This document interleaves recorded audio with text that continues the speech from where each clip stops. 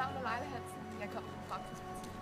Og du skal stemme på Fremtidspartiet til næste folketingsvalg, fordi at vi støtter op om en hel masse gode sager og prøver at få en hel masse godt til at ske. Blandt andet så vil vi gerne sørge for, at der er flere praktikpladser til de unge, når der er de uddanner sig.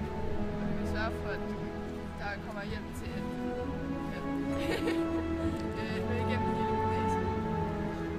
Og så vil vi sørge for, at der kommer pensionen forbliver, så at vi synes, at det er en rar ting at have, når man er færdig, som vi lever på.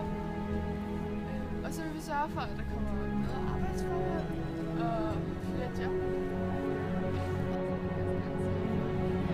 Bedre offentlig transport, flere muligheder.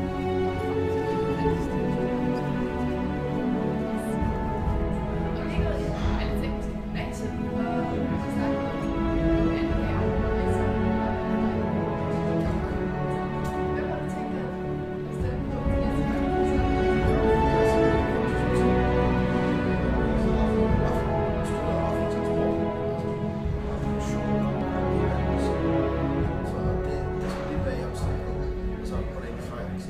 beskytter mig i fremtiden.